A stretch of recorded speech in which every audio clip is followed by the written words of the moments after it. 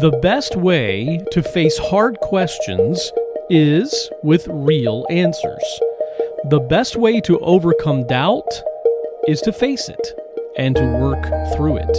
And that is what we're doing today on our podcast.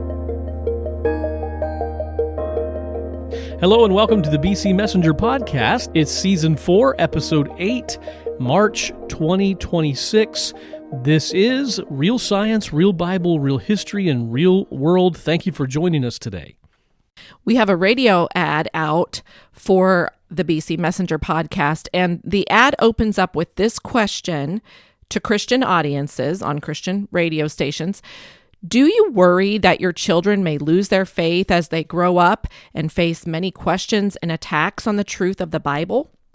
And then the radio ad promotes our podcast as empowering people with real science, real Bible, real history, and real world.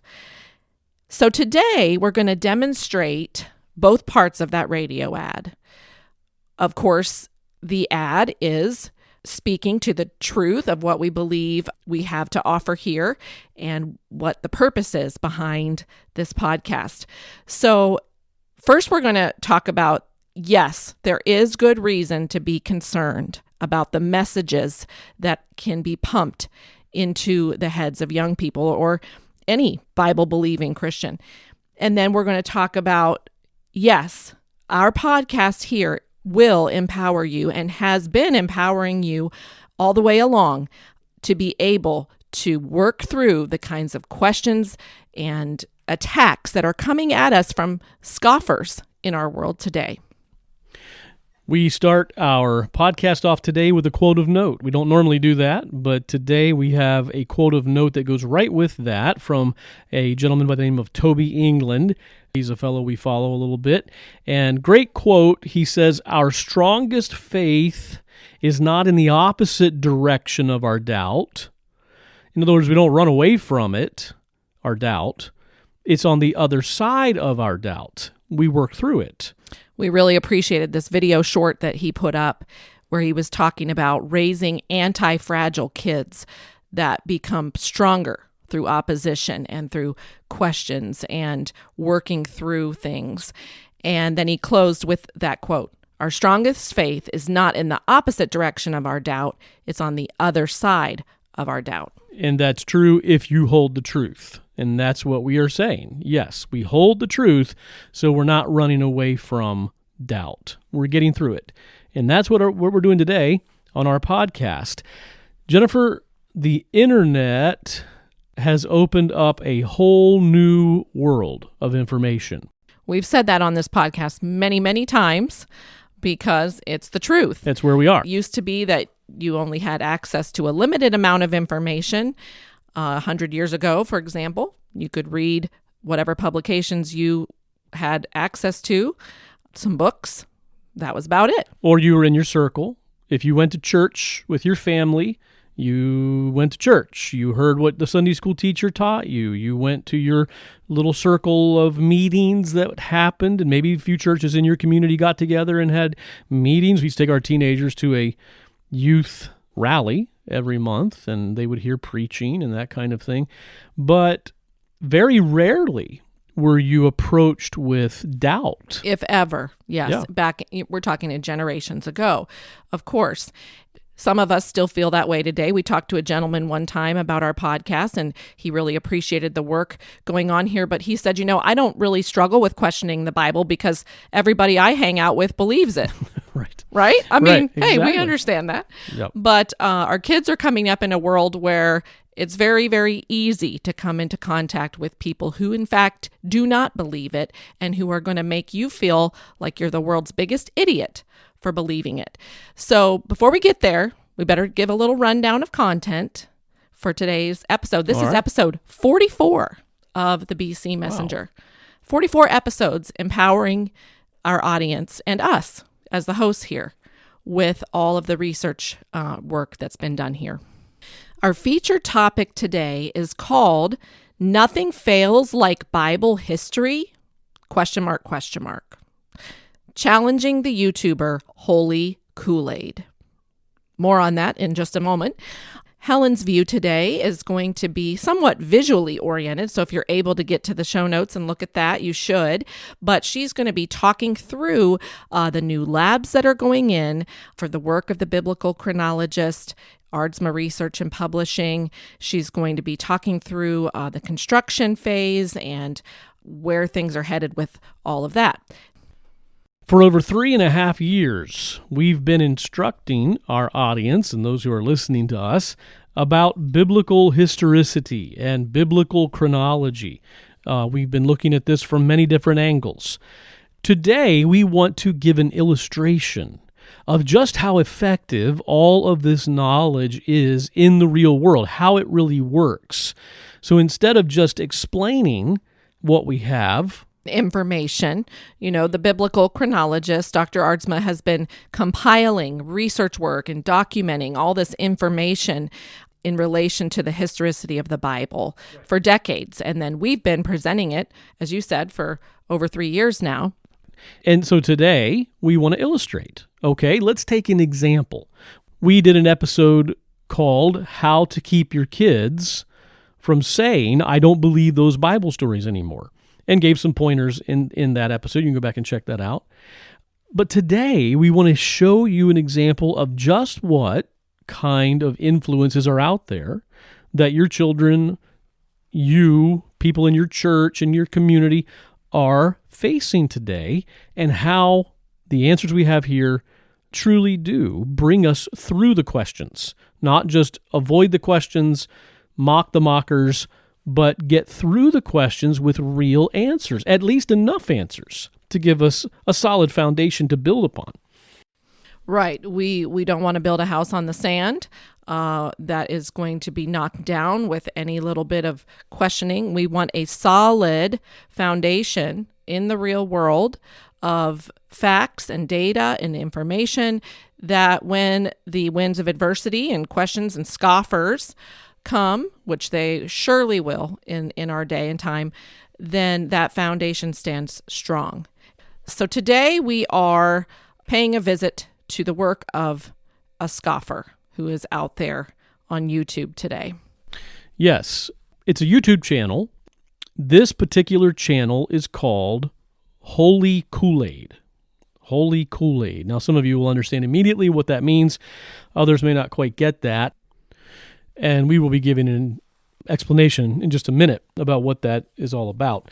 But this is a YouTube channel that is attempting to wreak havoc with problematic issues facing the Bible, especially Old Testament historicity, what we've seen on it. The gentleman on here is gleefully trying to wreak havoc on the Bible and on Christianity, created by a guy by the name of Thomas Westbrook, who sadly was a missionary kid. You can go on to his page and hear some of his story. His channel has, right now, 391,000 subscribers. Actually, that's out of date. It was 391,000 when we made the show notes, but then this morning, as I was looking at some more of his content, it's 392,000. So Okay. Within the past week or less, it has grown by 1,000. 400,000 nearly subscribers. That's a lot of people that are listening to this guy. He's very listenable. He's very authoritative in how he talks. His videos are obviously carefully put together, skillfully done. They keep your attention, and he is having a little bit too much fun with what he's doing. I mean, he really is. Sadly, as you mentioned, but we're not really here to talk about our emotions about all of this. We want to talk about the content that he's presenting and how Right. It seems like he's so skillfully pulling the rug out from under Christian beliefs. Well, and this is just an example today. There's more than him out there. This isn't a world that I delve into every day, and most of, I would think, probably none of our listeners that listen to us probably do. So again, it's an education here. These are the kind of people that are out there, and they are the evangelists. They're preaching a message. They have a goal to get as many people out of what they believe is error, for the sake of the world and whatever. So they have a mission that they're on, and they are out there ready to give as much information to our young people and the world as we will be willing to listen to. His popular series that we're going to be dealing with today is called Nothing Fails Like Bible History. Right. And when we saw that come across somehow our attention the last several months, we saw that. And of course, with the work we're doing here, we're saying nothing succeeds like Right. Bible history from some very unusual angles. And so to see that he had an entire series called Nothing Fails Like Bible History definitely got our attention. And we thought, let's delve into what this individual is presenting here. So that's the direction we're going today. And we're going to address several of the pieces of this video series that he has done. And we want to invite our listeners, come along with us, because if you've been listening to us at all, hopefully you've heard many of our episodes of the past 43 podcasts we've done, then you are also equipped to be able to understand and follow the train of thought as to why this individual is so mistaken in how he is trying to debunk the Bible history. And also to learn how to give an answer to these things.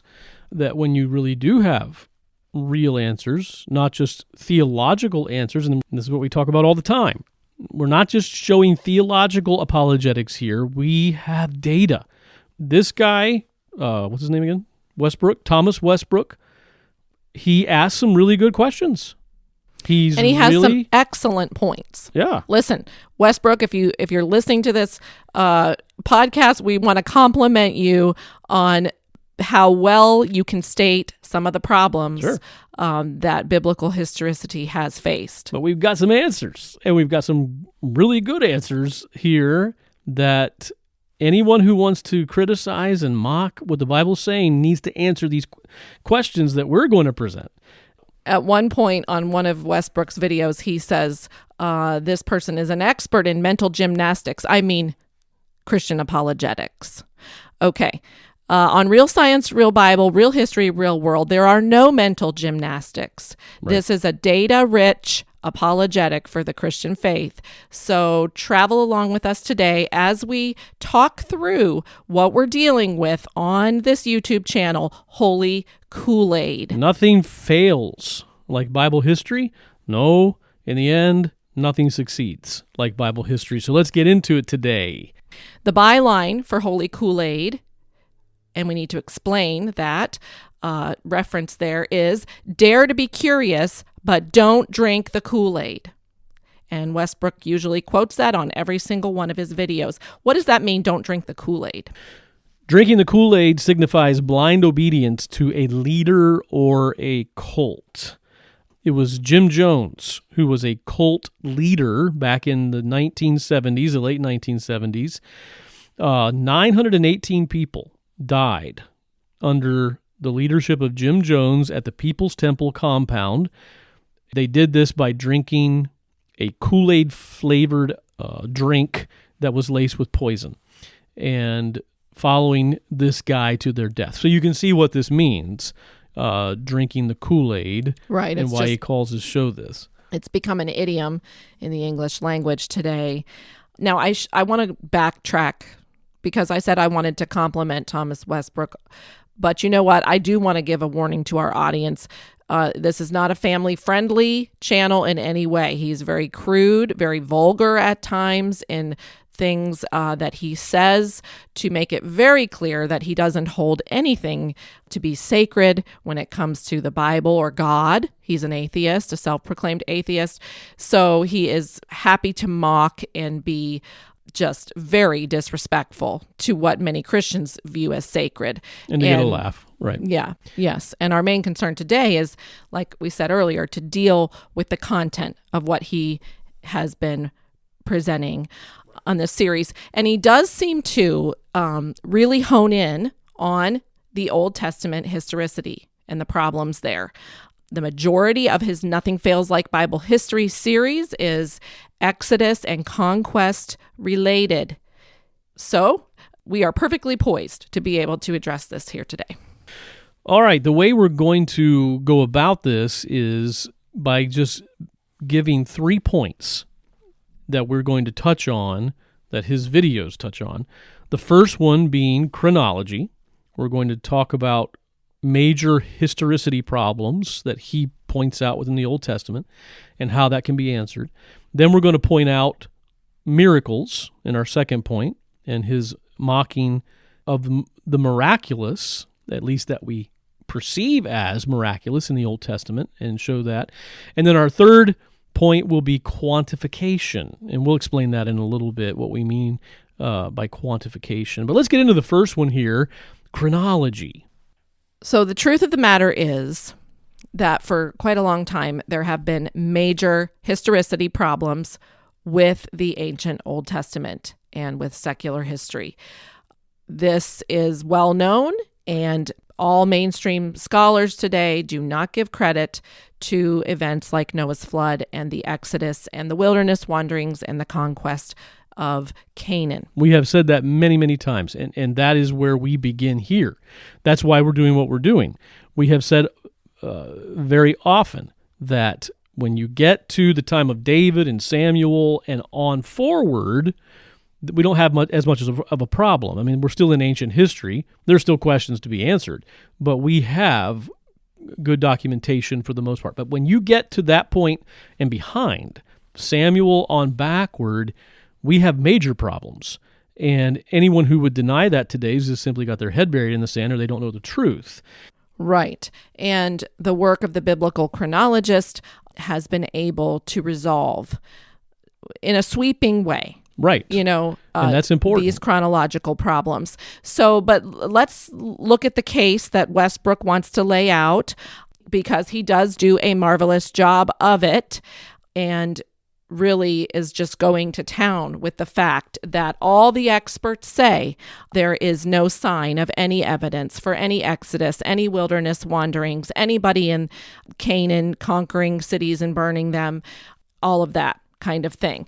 Now, of course, today, we don't claim to be able to answer every single accusation that Thomas Westbrook would like to make, or that he does make.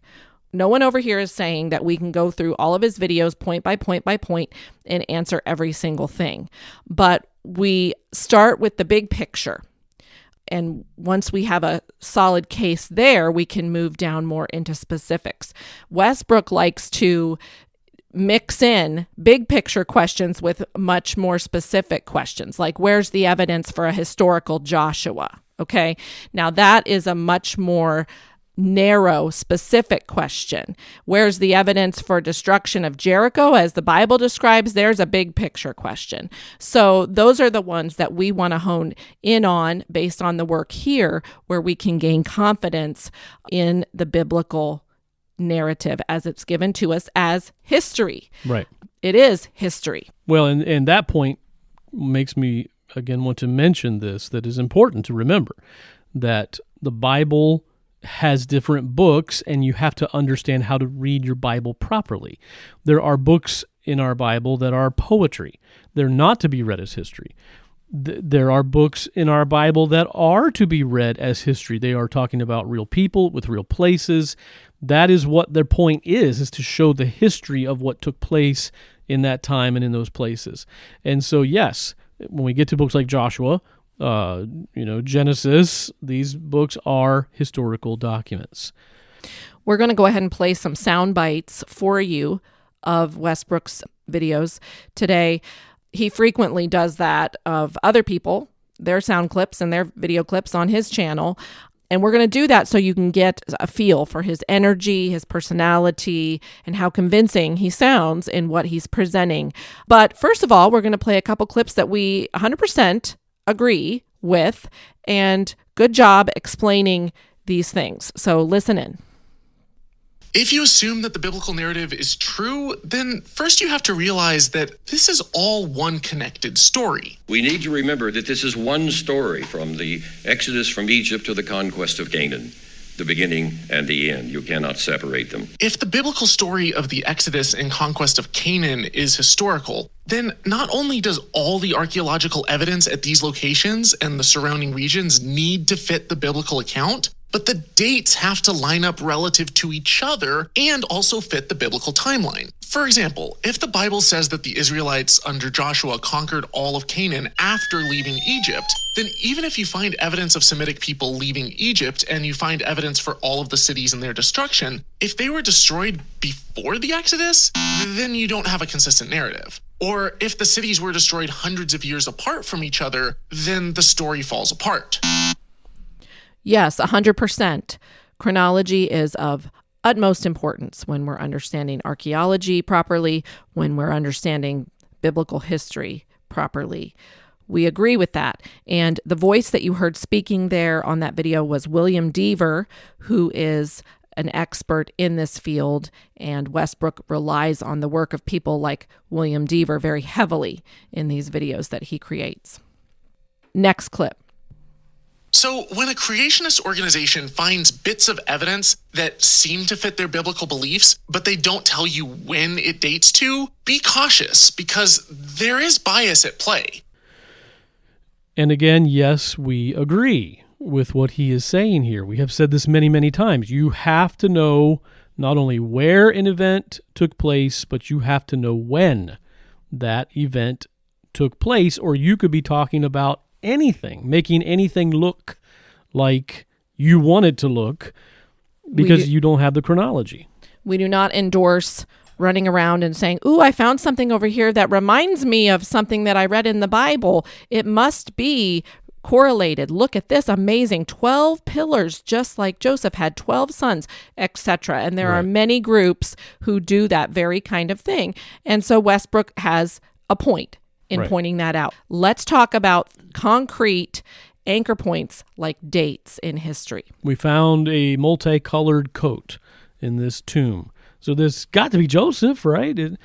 No. What does it date to? That's of utmost importance, and that is why Dr. Ardsma over here is called the biblical chronologist. Right. Because it's about chronology. That is what we have to find the actual truth.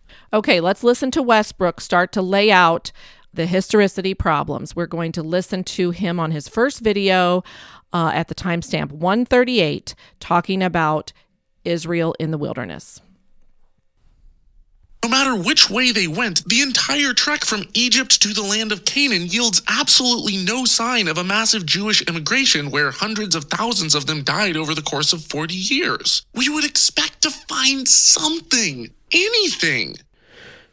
He goes on in the video a little bit later, giving quotes by experts who are saying there isn't a shred of evidence to this story. We've done the same thing, shown the exact same thing. We're agreeing with him that this is what the experts say. Now, he does fail to mention what date they are looking at and around, but anyhow, he puts quotes up like this: "The Exodus is so fundamental to us and our Jewish sources that it is embarrassing that there's no evidence outside of the Bible to support it." These are some of the experts that he referred to there. He's quoting. Right. Here's another one. When asked about the Exodus, Dr. Zahi Hawass responded, "Really, it's just a myth. There was no real Exodus." This is William Deaver. Jennifer mentioned a minute ago the archaeologist William Deaver, who made this quote and puts up on his video. "There was no real Exodus. There was no real wilderness wandering." Later, on this same video, around timestamp 3 minutes, there's a video of Westbrook in Israel, the Holy Land, or Egypt. He's made trips over there, and he is making this statement: "The land of Canaan was conquered by the Egyptian Empire in 1457 BCE, and they ruled over it for the next 350 years. During the Egyptian New Kingdom, the Egyptian Empire stretched all the way to what's now modern-day Turkey, and it included all of the land of Canaan, which is modern-day Israel. This time frame thoroughly covers the time that biblical historians claim that the Exodus happened." You hear that, listeners? You hear that? Okay. If the Jewish people actually fled from Egypt during the Exodus, why on earth would they flee from Egypt into other Egypt? So he's talking about the traditional time of the Exodus when secular history tells us that Egypt was ruling over the entire land of Canaan. Right. So once again, you're right, Westbrook. That's a major problem for the biblical account, because also on another video 5, he again makes reference to this fact. The Menurpta Stele is where we get the historical information that Egypt was ruling over Israel during the traditional time that the Exodus is said to have taken place. So he's pointing out there, what kind of backwards and bizarre world do you live in where the Pharaoh takes his entire army after the fleeing Israelites, his entire army is drowned in the Red Sea, but meanwhile they're ruling over the entire land of Canaan.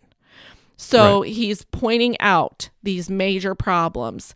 And of course, there are many, many more.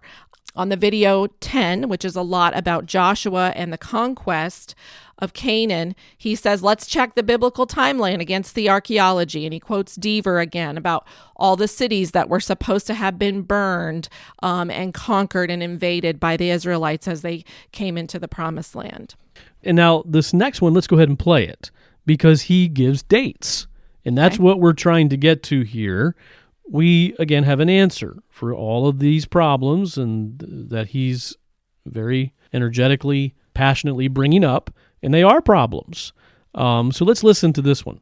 And before we listen, let me mention he's talking in this one about the conquest of Jericho, and he gives dates here of Canaan, the dates of the conquest of Canaan. Whether you put the Exodus in the 1400s or the 1200s, this large-scale destruction of Canaanite cities by a massive Israelite army doesn't bear out in the archaeological record. Of the 31 sites said in the biblical narratives to have been taken, that is, overrun or conquered by invading Israelites, only 2 or 3 show any sign of destructions at the requisite Lake Bronze Iron One age transition. So you'll notice there he's making reference to the traditional dates, of course, whether you go with the 1400s for the Exodus or the 1200s, the later date, whichever one you favor, it doesn't work out in the real world. Either way. And again, that was Westbrook, and then the voice you heard was William Deaver again, the great, well-known archaeologist there. Correct. Yes. So then I wanted to give this statement at the end of his first video, Nothing Fails Like Bible History. This is where he goes with it every time. Why are people dedicating their lives to follow a book with no evidence, with evidence against it? This is madness. The Jews were never slaves in Egypt. Like the rest of the Bible, it's a mix of myth and legend, and it's about time that we start embracing reality. Okay. And we could go on with many, many more examples of him pointing out the disconnect between what the Bible says was happening and what archaeology and secular history tells us was happening in the world. But we can stop there because the case is pretty much laid out, and our listeners probably are aware of the bigger picture with these chronological problems as well. Which is what we've been talking about for 3.5 years now on our podcast. Now, some may not be still up to date with this, that there is a problem here, and it has been a problem for a long time. This fellow, Westbrook, and others like him, they're not saying anything new. They are repeating stuff that's been said now for how many years? But if you're a kid who's been in Sunday school and heard about Jericho and the Red Sea being parted and those types of things, and then you hear all of this so passionately presented, it's going to knock you off your feet a little bit. That's right. For sure. Not to mention that these problems with biblical historicity reach back, of course, to the time of Noah's flood and the surrounding history there, which isn't so much presented by Thomas Westbrook in this series, but it's a big, far-reaching difficulty that we're facing as Bible believers, or we have been facing. And that's what we're about to proceed into now is, where do we stand today in the field of biblical chronology? All right, let's give the answer here. It's not a complicated answer. It's a very simple correction that must be made, and we're going to state this a number of times throughout this episode. We can answer these problems with one chronological correction. This is not a Band-Aid that we put on the problem. This is not dancing around the problem and trying to go at it from different angles and show, well, we have good reason to possibly believe. No. This is one chronological correction that is needed to solve all of these historical problems pointed out by Westbrook and others like him. Westbrook needs to get up to date with modern biblical chronology. Everything that we referenced from his video series and more is based upon what is now outdated biblical chronology. Right. Outdated and overshadowed now by the new corrected chronology that has been done by Dr. Aardsma, who is the leading biblical chronologist today. If you want to find out if something really happened in real-world history, you have to know where it happened. And here we know where it happened. We're talking about places like Egypt and the Sinai Peninsula. And Jericho. And you have to know, as we've already stated, when it happened.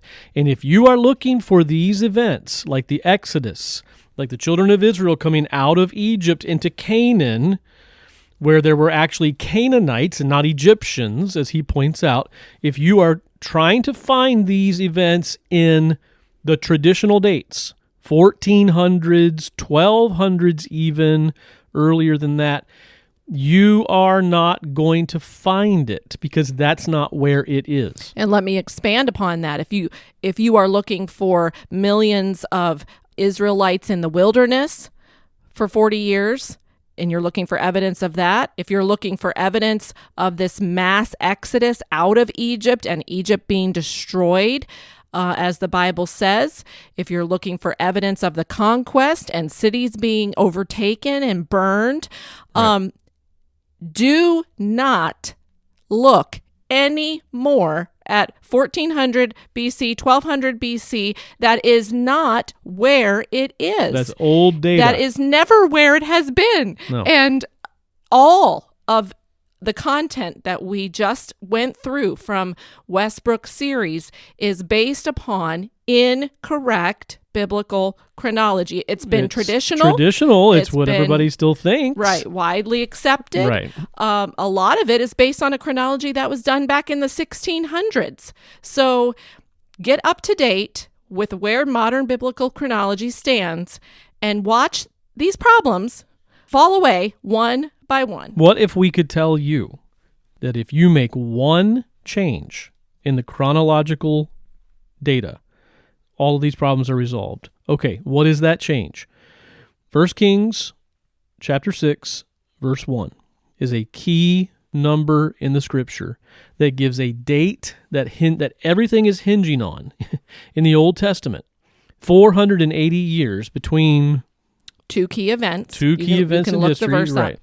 If you understand that the book of Kings has a number of numerical issues in its translation, and this is not something that's unheard of, and that number needs to be changed to 1,480 years, pushing everything back from the time of Samuel on backwards, back 1,000 years.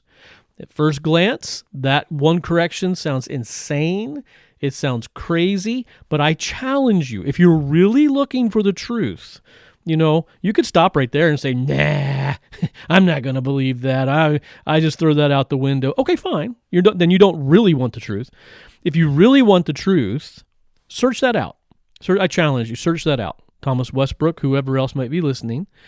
If you want to, you can look up Dr. Aardsma's website.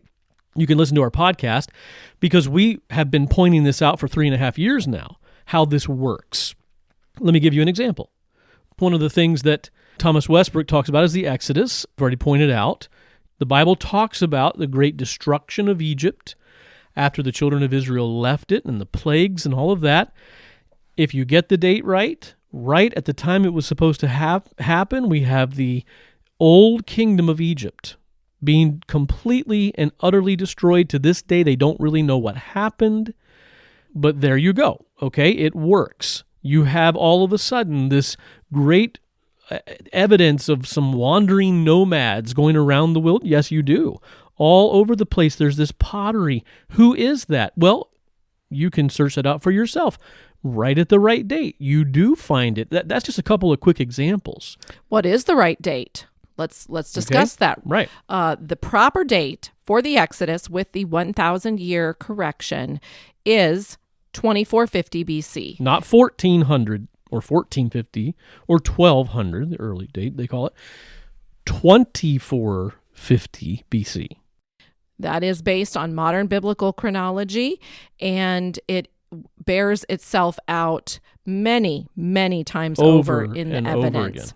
So 2450 BC is where the Exodus is properly placed. So all discussions need to shift to talking about 2450 BC and the surrounding years, not 1,000 years later.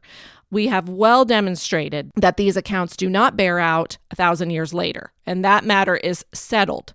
So let's shift to the correct date, and let's re-examine all of these pieces of evidence or lack thereof, if you feel that that's what you see. You mentioned a minute ago about looking at the big picture, okay, trying to find Joshua. All right, well, how about Jericho? Get the date right. I'm just trying to shoot out some quick examples here to whet your appetite. Is there a city in the destruction layers found by Kathleen Kenyon and others that do show a fortified, walled city that was destroyed, burned with fire at and around 2400, right? Around correct. that date? There most certainly is. Again, we're not putting a Band-Aid on it. We're not saying make this change and make that change and make this change over here and make this work. And we found this piece of And the Bible article. didn't really mean that when it said that. Right. It didn't really mean Egypt was actually destroyed. Didn't really mean Joshua actually burned the cities. No, we're not saying any of that. We are making one chronological correction. And it's answering all these questions. from there, you can see pottery that has been archaeologically identified and examined and recorded. You can see it all through the Sinai Peninsula. You can see descriptions by the archaeologists that these people, whoever they were that date to this time frame, were living in booths. They had booths set up along the road. Just like the Bible says. Right. Amazing. They don't know they're describing the Bible. But again, it's all centered around that date of 2450 BC. And lo and behold, we see Egypt collapsing as the Bible describes. We see pottery from nomadic people groups, two types of pottery, actually. Egyptian pottery, which is mixed with a type of pottery that is also found up in the Canaanite region from the same general time frame. And so we know that that's Israelite pottery, actually. So as they came out of Egypt, they had their own unique Israeli style of pottery, and then they also had some of the Egyptian styles mixed in, all through the Sinai Peninsula, key areas there. And then we see very definitive evidence for the conquest, including a large heap of stones that was excavated outside of Ai that dates back, the findings there date back again to 2400 BC. Where we would expect to find it, in the right time frame. Now, are we saying we have the answer to every single question that a scoffer or a mocker might have? Well, no. But we are giving plenty of evidence to say that this document is actually succeeding in giving us real-world history when you find yourself at the right dates. We've done episodes. Season 3, episode 5 of our podcast was the story of Ai in real-world history. We have an episode on Jericho in archaeology, the problem and the solution, season 3, episode 4. We have an episode on the wilderness wandering, season 1, episode 5. We have episodes on the Exodus and on the Red Sea crossing, many other related things and events. All of this flowing out of Dr. Aardsma's work. But here's a little example just from one page of his book, The Exodus Happened 2450 BC.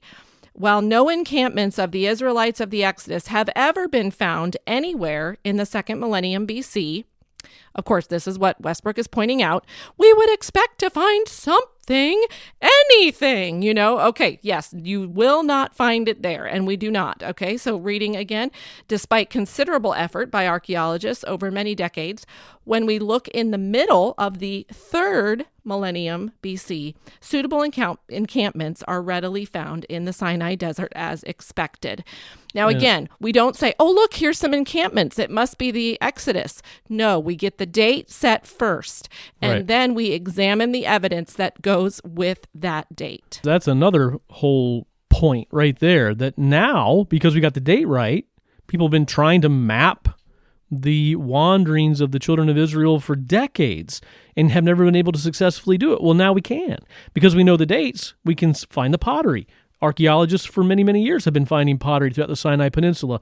And so Dr. Arzma has done all the work and all the footwork and the research to show clusters of pottery here. Oh, matching perfectly with an encampment that's read about in the book of Exodus, and then matching another cluster here. And now we're seeing the progression of how they wandered, where Mount Sinai is actually located. All of these answers are coming forward simply because we made one chronological change, got the date right. Yes, and even Mount Sinai alone is just a fascinating study. Pottery, again, found there, and the Bama and the holy site of Moses up on the mountain and everything. So our listeners who've been following along for a long time should be able to listen to all of this passionate presentation by Westbrook and be able to immediately say, he is at the wrong date. He is using the old traditional chronology. He doesn't have the new updated biblical chronology. That's the long and the short of it right there. Right. What was 1,000 years behind us?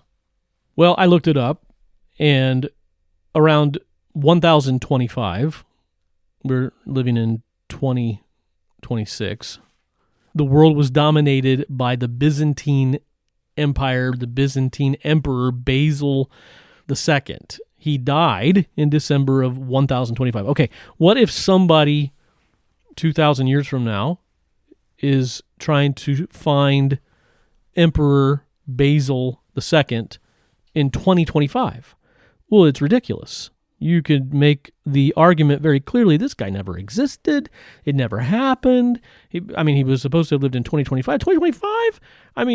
There's this country called America, and you're going to tell me the Byzantine Empire was overpowering America? Sure. It's insane. It's crazy. You're at the wrong date. But if you go back 1,000 years, there he is, and all the evidence your heart could desire. That's what we're saying here. One correction. If you've gotten things wrong, and this is a hard one because it's been wrong for a long time, and it's wrong because there has to be a correction made in the record that we have, the only real the only record, the linchpin, the biblical chronology for all the dates preceding. I think earlier you said from the time of Samuel back, but before Samuel. Samuel and David stay anchored at 1000 BC. Everything before Samuel, the biblical record is quite sketchy in there. And obviously there's pieces of history that are not recorded during that time frame in the biblical record. But we've given you enough here to understand how to approach these types of chronological attacks on the historicity of the ancient Old Testament. So you can take that and run with it in many directions, but that is the basic problem that's underlying these types of attacks that scoffers and mockers and honest questioners even are going to bring up about the Bible's accuracy. Okay, so now we need to move on to our second main point. We covered chronology there. Let's move on. Okay, our second point is miracles. I'm about to play a clip here of Thomas Westbrook in one of his videos, but before I do, let me just give you something that he says in, I believe it's the same video I'm going to play a clip from. He says, "It blows my mind to see Bible-believing Christians doubt things like Sandy Hook or the moon landing, or who think that the earth is flat." I have to admit, this blows my mind too. Anyhow, here in the information age, with real-time live streaming of events, and yet without batting an eye, they will swallow whole a 3,000-year-old story with no corroborating evidence written centuries after it allegedly happened by anonymous authors based on at least a second, third, or fourth, or even fifth-hand account, and they'll wash it down with a hymn and call it a Sunday. So he is setting up this clip that we're going to play for you, saying, how can you deny evidence right in front of your face and then believe stories that are scientifically impossible with no evidence, and you'll just swallow it hook, line, and sinker because they're in your Bible. So here's the clip. The book of Joshua is about utterly preposterous pseudoscientific legends, magically parting the Jordan River, toppling the walls of Jericho by yelling at them, and worst of all, making the sun stand still in the sky, which I'm gonna have to cover in my next video. But you gotta face it, Christians, you got a pretty low standard of evidence when it comes to the historicity of your Bible. And then he ends that whole section there by saying, as you can see, as I'm trying to point out, nothing fails like Bible history. Well, we wholeheartedly disagree. And as we want to carry on and continue to show that using this mockery, alluding strongly to the fact that the Bible is full of preposterous tales like this that could never be explained, that never could be understood in any real way, that any person with any kind of knowledge or sense would ever want to delve into and say this actually happened. He seems to love the account of the sun standing still and uses that, does a whole video or more on that account and just the impossibility of it in physics and everything. Now, we don't have any content here on the sun standing still, which we would call a miracle. However, that happened, and whatever the circumstance was that gave the Israelites more daylight to fight that battle, nobody here is saying that we understand that miracle scientifically yet. We're not saying that we never will or anybody ever will. We're not Maybe saying not. we have all the answers to all the questions at all. Correct. But that is what we would call a miracle that Westbrook wants to use to kind of on a grand scale illustrate how many times the Bible is making claims about crazy things that are impossible. He references the Red Sea crossing, the parting of the Jordan River. He references the walls of Jericho falling down from being yelled at. And by extension, he's referencing all the miraculous accounts. I'm sure he would include in there, and I'm speaking from an educated guess here from listening to him, that he would certainly raise these same kind of questions about things like manna in the wilderness and water from a rock and bitter water becoming sweet. Pillar of cloud, pillar of fire. A pillar of fire at night, leading people, those types of things, okay? So our listeners know that we have delved into many of these miraculous accounts of God working in very unusual ways and have shown that there was, and there would be today, if you could replicate it, science behind the eyewitness accounts that are being told to us in the Bible. It is God working through his natural world in a miraculous way, especially in the timing of things. Correct. But yes, they can be, many of these explained. And once you see it, you can't unsee it. Now, let me say this concerning miracles. We over here are in no way denying that God can do miracles. As a matter of fact, let me just read you a little bit from Dr. Aardsma himself. We've talked about miracles in the past and finding these things in real-world history, and so he has given some statements concerning miracles and our position here at Aardsma Research and Publishing on miracles. Miracles are defined as supernatural suspensions of the natural order. They are detected by the fact that they defy natural explanation. And we most certainly do not deny the reality of miracles. God can suspend natural law anytime he pleases. Natural law exists only because he has spoken it into existence, and because he, moment by moment, upholds it by his power. So simply stated, This is his universe. This is the universe that God has created, and he has both the power and the authority to do with it just as he pleases.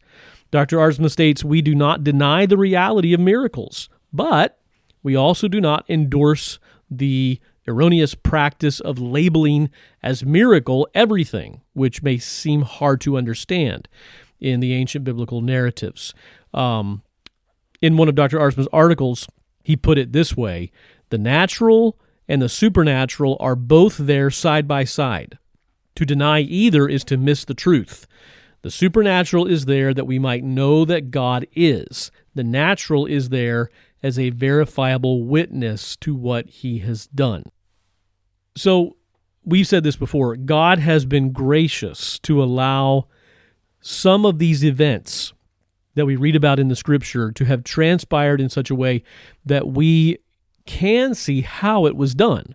God using his world, God using his science to perform his will.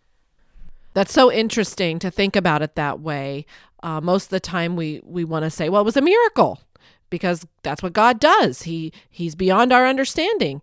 But just because something's hard to understand or seems strange to us doesn't mean it is a miracle. And it's interesting to think of it as being lazy if we just lump everything into the miracle category, when in fact, if we are diligent and investigate and do science, we can actually understand some of these things. Not everything, because we do have the supernatural category, but there are these others that can be understood.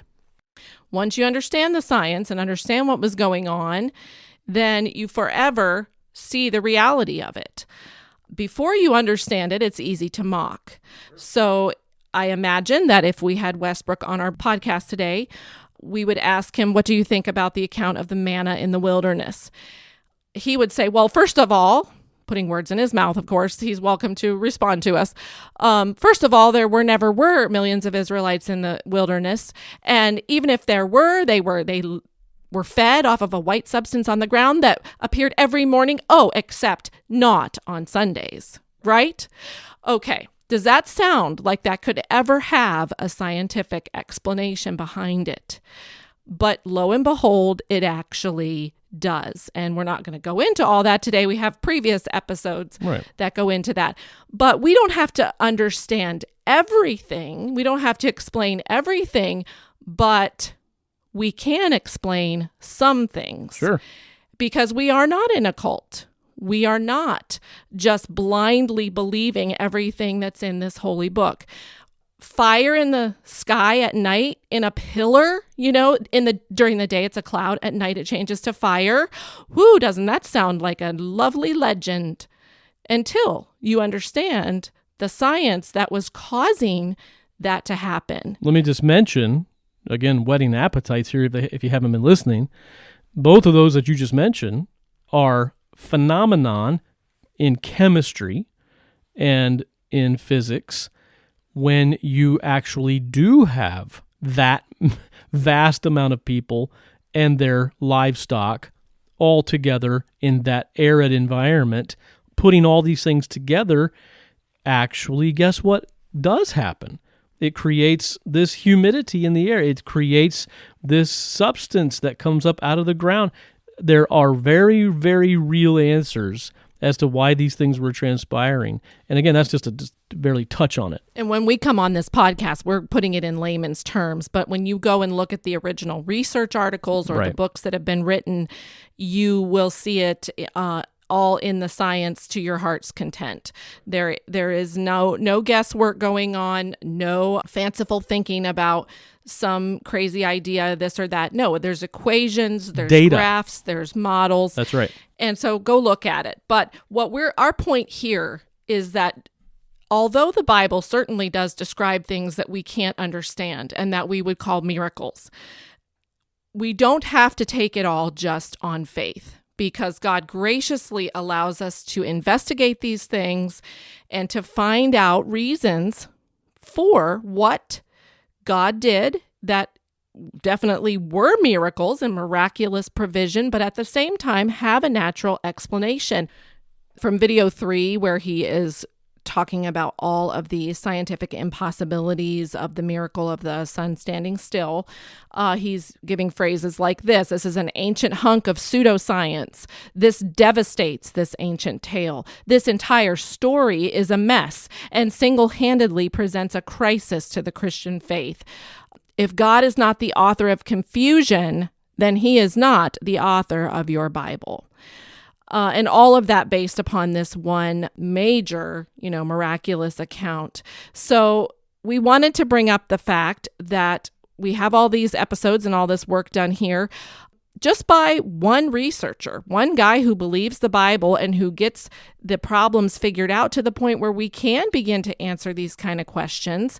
And I can only believe that a whole lot more could be done if more people would take that approach.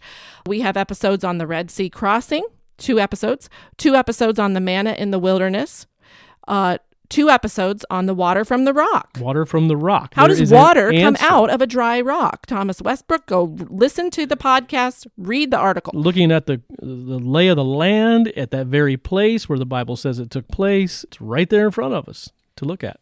The bitter water becoming sweet, the pillar of cloud, the pillar of fire, science behind all of those things. And so, as we've already said, we don't have to explain everything. Yeah, we don't have an episode on the sun standing still. We don't yet. That's a tough one. I've laughed at some of these other things, but then lo and behold, but whether we do or whether we don't, we have enough. We have a house built on the rock, on a Right. solid foundation. We have enough evidence that we can explain some things, and that's very important to give us that foundation. What we do understand ends up giving us confidence about what we don't understand or what we don't understand yet, because that's how faith works. It goes hand in hand with our ability to reason and think and understand, and we progress forward in that way. That's right. Well, let's look at the final one that we have today, and this is going to be quick, and we're calling it point 3, the quantification. Specifically, Westbrook talks about in at least a couple of his videos that we saw, the group of Israelites coming out of Egypt, coming into the Sinai Peninsula. And he talks about the size of a group. The Bible explains came out, how many people it would have been, and he implies that they would have filled this, quote, tiny area of the Sinai Peninsula. He calls it in one video a, quote, tiny patch of desert. Well, is that true? I mean, in what he is saying here, he's making it look like, and he's got these graphs on there with this little arrow circling around in this, quote, tiny Sinai Peninsula of all these people, showing how they wandered in this wilderness according to the Bible, and it's ridiculous. The Sinai Peninsula is 130 miles from east to west at its widest point, and 240 miles from north to south. So we're not talking about a tiny patch of desert. We're talking about, Dr. Aardsma said when he visited there one time, just how vast those desert areas are as he saw them. Now, if you're just listening to this, an innocent bystander listening to him present this, it does make you feel like it's ridiculous to think that millions of people were in this little desert for 40 years wandering around, and by the time the first few of them got to the promised land, the end of the group would have just been leaving Egypt because they would have taken up so many miles in their way that they marched out or whatever. So it makes you feel ridiculous and makes you feel like there's no way that could be taken literally to be true. But thankfully, we have some quantification. We just so happen to have related research that quantifies what it looked like to have that many people camping in that area. Right. Dr. Aardsma has a number of articles that he's put out where he gives the measurements. He talks about, 2 million people or so, and that's the figure that he gives, a conservative figure, and many believe that's probably right according to the biblical account, 600 or so thousand fighting men, 2 million. if they're going through the desert in groups of, say, 50 across, as they get out into the desert, the distance of that group would be 20 miles along the road. Okay? There are approximately 50 people across. And you think about that. This mass of people coming out of Egypt, coming into the wilderness, they're not going to be lined up single file, right? We're talking about wagons. We're talking about livestock. We're talking about old people, young people. So to measure 50 people across coming into the desert, that would be a line of people 20 miles along the road. And what that's actually quantifying there is actually the measurement of some pottery, one of the sites, I think Etham, which is the second encampment after they came out of Egypt. But right, so when he mentions 50 people across, I think he's giving like a measurement of 23 miles long. Dr. Arzma. Right. So there's some more further quantification. We're not talking hundreds and hundreds of miles of people wandering around. And then as the research progresses over the years and Dr. Arzma puts out more articles, the archaeology shows that they were camping in like more circular type of encampments. And later on, we're told they were about 5 miles across. They got organized, the Ark of the Covenant in the center of the camp. Of course, this is what's causing, just to give it away here, what's causing the pillar of cloud in the center of the camp. So again, it's all making sense when you see it in this way. You know, you can take a story and you can twist it and make it look like anything you want to mock it, to criticize it, make it look like this massive group of people wandering around this tiny little land. It's so silly. No. We have quantification here. We have measurements, and even in front of Mount Sinai, Dr. Arzma goes into great detail because he was looking for the true Mount Sinai. What would it have taken as far as land space? How much land would be needed? Sure enough, from Mount Yeraham, if you want to know the name, right there is ample, more than enough land to hold this camp 5 miles across in front of Mount Sinai. So no, actually, the Bible history succeeds very well when you get the time right, when you get the quantification, and you show these things to be actually real-world history. When it comes to Mount Sinai, Dr. Arzma calculated there had to be at least 1,400 acres of suitable territory for camping in front of the mountain as he was narrowing down which mountain would be Mount Sinai. If there's not enough room for that many people to camp, it's not Mount Sinai. That's the end of the discussion on that. So when it came to Mount Yeraham, there are in fact 11,000 acres of suitable territory in front of that mountain for those people to camp. And so again, quantifying, what are we talking about here for this massive group of immigrating people? So no, Westbrook, they were not, smashed in there about to just overflow out of the edges of the Sinai Peninsula. No, in fact, Steve went on AI. Yeah, I went on ChatGPT, amazing technology, and typed in, show me a visual of an area covering 25 square miles. Now, that would have been about the size of the camp, including people and animals. Dr. Arzma published this in February of 2023, the calculations on the size of the camp, the encampments, and this would have been within an area 130 miles wide, 240 miles long, the size of the Sinai Peninsula, and it gave me very quickly a visual graph, this massive area, square, it's a square on the graph, with this dot right down in the corner showing the scaled visual. Again, quantification. That no, let's put this thing to the test. Let's not dance around it, avoid the question. Let's get through it and get to the other side and show no, it really does succeed. And thankfully we have Dr. Arzma's work, which he didn't set out to prove that many people could fit in the Sinai Peninsula encampments and all that. It was related to other research, which was identifying the encampments and then identifying Mount Sinai and talking about the pillar of cloud, the pillar of fire.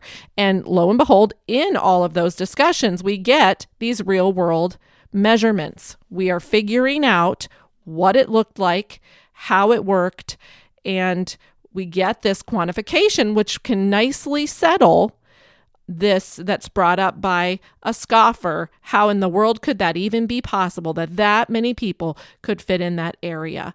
And it settles the question. And it's something that you said a little bit ago. We're showing all kinds of answers here, and someone might be thinking or have thought in the past, why does Dr. Arzma have all of these so-called answers? And it seems like nobody else does. Well, we are in a time where the Bible has been cast aside for so many years now. We have so much technology, we have so much research, we have so many tools, but we don't have people taking the Bible seriously and taking science seriously. We have a whole lot of mockers, like what we're talking about today. We have a whole lot of people making fun of it, trying to get people away from it, showing how it's not true. But we don't have people taking it as seriously as Dr. Arzma has been. And we need that. We need a lot more people coming up and saying, wait a minute here. Let's relook at this thing and show how this history is real. It does work. It's fascinating. And there are so many more answers yet to be discovered. Right. We've got to put the naysaying aside.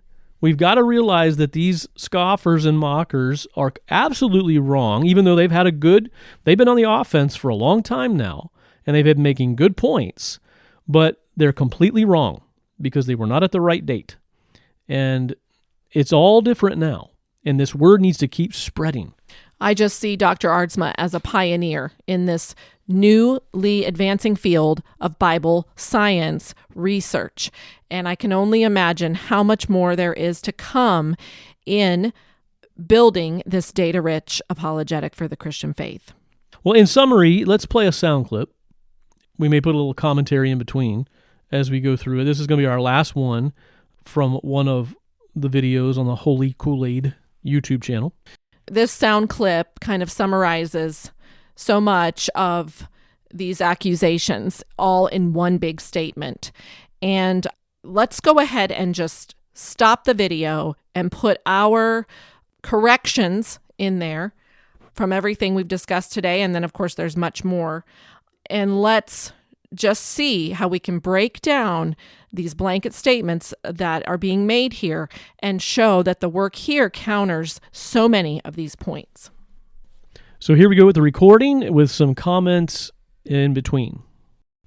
If you're reading the Bible as a history book, yes, it's a history book. It presents as history, and that is how we read it, as a history book. not a metaphor. No, it's not a metaphor. Parts of it are metaphorical, but the parts that are giving us detailed historical accounts that read naturally that way are not metaphor. You have to acknowledge at this point that either the stories as depicted did not happen or were massively embellished or exaggerated. No, we do not have to acknowledge any such thing. In fact, what you have to acknowledge is that they bear out in history in amazing ways when you get the dates correct and when you begin to examine the history that's recorded and how it matches archaeology and secular history.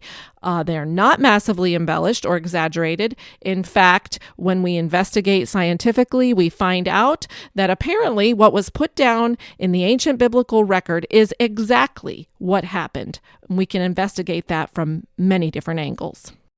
Otherwise, you have to appeal to the supernatural, filling every preposterous claim with unfalsifiable shouts of God magic. You do not have to appeal to the supernatural in every single instance. Not every preposterous claim is actually as preposterous as it sounds. We discussed that. Water from the rock, the Red Sea crossing, manna in the wilderness, bitter water becoming sweet, pillar of fire, pillar of cloud. They sound preposterous coming in from the outside. But no, we do not have to put a label on it of God magic. God so often works through his created natural world, and that is exactly what we find when we begin to investigate some of these stories. But what you can't do is claim the Bible is an accurate, natural, historical document when it makes so many overt, literal claims that are historically bunk and scientifically wanting. Actually, historically accurate and scientifically verifiable. That's what we find over and over again. And you wonder why my videos target biblical literalists, fundamentalists, and young earth creationists? Sure, you could still say it's all just a happy metaphor in a Jordan Peterson kind of way, and if you want to talk about that, that's okay. But this is not Nothing Fails Like Bible metaphor. This is Nothing Fails Like Bible history. And in fact, nothing succeeds like Bible history. We agree. We don't want to say it's metaphor, myth, or legend. We don't want to weaken the historical basis for the Christian faith. So let's work through these questions and let's come out on the other side with answer after answer, quantifiable research results that show us in the end that nothing succeeds like Bible history. Over here at Arzma Research and Publishing and the Biblical Chronologist, the scientific research continues to just progress and go forward. When there is research going on, there are things that are needed, such as facilities. And Dr. Arzma and others are working on a new laboratory, and today's Helen's View is a very practical one, as she just shares some of the progress that's going on with the new laboratory. So here is this month's Helen's View. Building the North Room Laboratories. Our century-old brick building was originally a high school. Most of the building is a single floor at ground level. The only exception is the north wing, a square area about 40 feet on a side. It has a basement, which originally housed the coal-fired furnace, plus rooms for storing coal and ash. Above this is a room raised a couple of feet above ground level. This big room was designed to be a large study hall. Over time, it was converted into 2 classrooms by adding a dividing wall down the center. When we first moved in, Gerald and his crew renovated the basement, turning it into 4 labs, a general-purpose instrument lab, a mass spectrometer lab, a rodent lab, and a small chemistry lab. We are now in the process of building 2 more labs above these in the first floor portion of the north wing. One lab will provide more space for the manufacturing and filling of Dr. Arzma's vitamins. We call it the Vitamins Lab. The second lab will provide dedicated space for tackling post-aging disease. It is functionally an organic chemistry lab. Gerald, Johnny, an employee, and I are doing much of the work. Later stages like drywall, painting, and flooring we expect to contract out. Gerald does all of the architecture and engineering, drafting floor plans and putting lists of construction materials together. He figures out what scientific equipment is needed and where it is going to go in the rooms. Gerald also determines the order that things are done in. Johnny provides a strong back and strong arms to do the deconstruction. I do a lot of cleanup during the deconstruction, as well as ordering of materials, implementing the work plan, and other odd jobs. Be sure to check out the 6 photos. We build inside the old walls and ceiling. This makes for an energy-efficient, double-walled structure. Only the inner rooms, the labs, are heated and cooled, which greatly reduces the cost of operating this big old building. It also makes for a very quiet work environment. We don't even hear the blaring horns of the numerous trains which run on a track through the middle of Loda, with 2 train crossings, nor all the semis on Highway 45, which runs beside the tracks, both less than 0.2 of a mile away.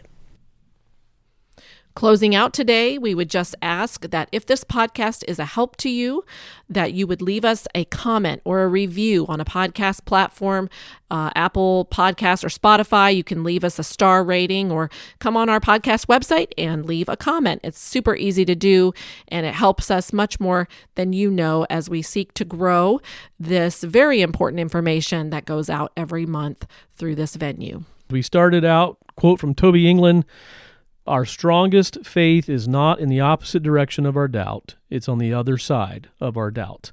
Let's not be afraid of the scoffers and the questions. Let's work through them.